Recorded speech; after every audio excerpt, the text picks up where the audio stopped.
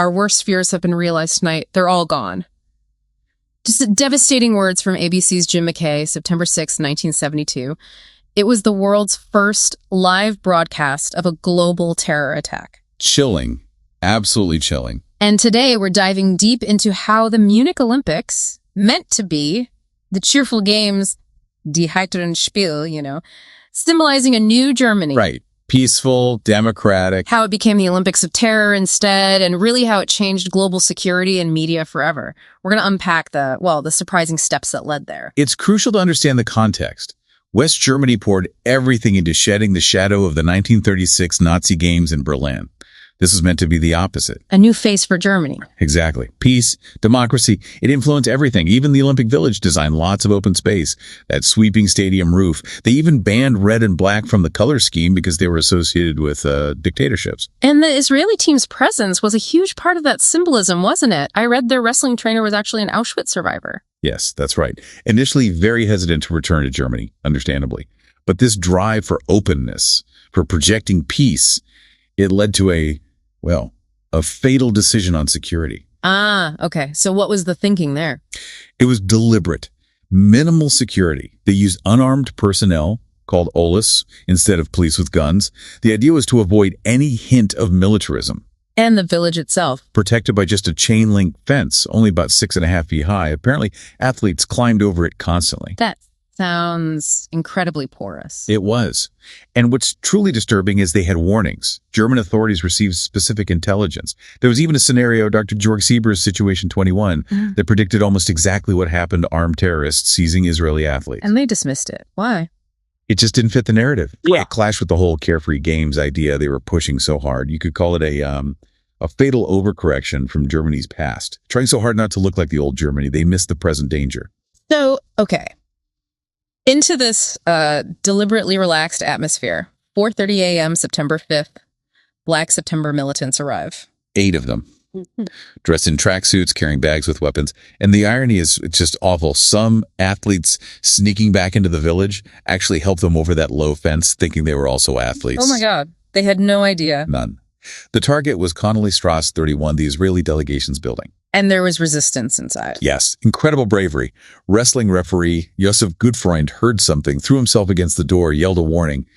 Coach Moshe Weinberg, even after being shot in the face, seems to have tried to mislead them, directing them towards stronger athletes, perhaps hoping they could fight back before he was killed. Wow. And weightlifter Josef Romano fought back too. He was also killed and later mutilated.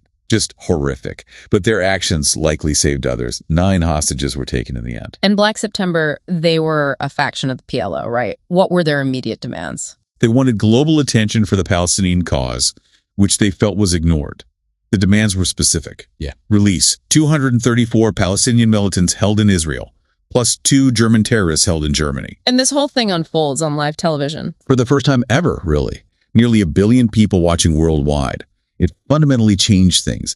The media wasn't just reporting, it became part of the event. At one point, a police rescue attempt had to be called off because the terrorists saw the police positioning on the roof on live TV. Unbelievable. That image of the terrorist in the balaclava on the balcony. Became iconic. It perfectly captured their goal, as one member apparently put it. It was like painting the name Palestine on a mountaintop visible from all corners of the globe. Meanwhile, diplomatically, it's a nightmare. Germany's caught. Completely stuck. Their offers money, safe passage, all rejected.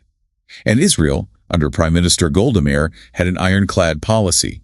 No negotiations with terrorists. Her reasoning was stark. If we should give in, then no Israeli anywhere in the world could feel that his life is safe. So, Germany was trapped between these two positions, rooted in their own historical traumas. Precisely. Which led to the disastrous rescue attempt at Fürstenfeldbruck Air Base. The plan was to pretend to fly them to Cairo, but ambush them there. That was the idea. But it was flawed from the absolute beginning. Critically, they thought there were only 4 or 5 terrorists. There were 8. That's a massive intelligence failure. Huge. Yeah. And the resources allocated were just inadequate.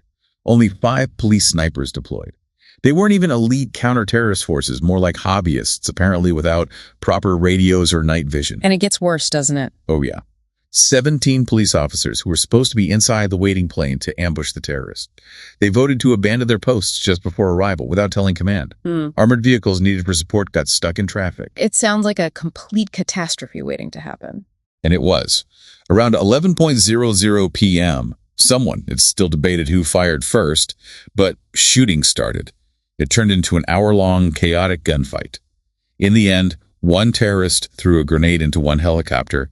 4 hostages were incinerated. 1 died of smoke inhalation. The others in the second helicopter were machine gunned by another terrorist. So all 9 remaining hostages. All 9 hostages died there at the airfield, along with 1 German police officer. 5 terrorists were killed. 3 captured. Just devastating. And the Olympics. Controversially, IOC President Avery Brundage insisted the games must go on. He even equated the massacre with the political dispute involving Rhodesia's team being excluded. It was widely condemned. Unbelievable insensitivity. Israel's response was different. Very different. Operation Wrath of God. Mossad launched a covert campaign to assassinate those believed responsible. It went on for years, though not without mistakes, like the tragic killing of an innocent waiter in Lillehammer, Norway. And Germany, what was their reckoning? They did create GSG-9 almost immediately, their elite counterterrorism unit, which became world-renowned. But institutionally, for decades, there was what many describe as silence, denial, forgetting. Real accountability, a formal apology, and proper compensation for the families only came in 2022, 50 years later, after immense pressure. Pressure from families like the widows Enki Spitzer and Alana Romano. Their fight for remembrance was relentless. They campaigned for years just to get a minute of silence at the Olympics opening ceremony. The IOC refused time and again. Spitzer famously said, when denied, no, my husband's hands were tied. But they finally succeeded. Yes, finally. At the Tokyo 2020 Games, held in 2021 because of the pandemic, there was an official moment of silence, acknowledgement at last.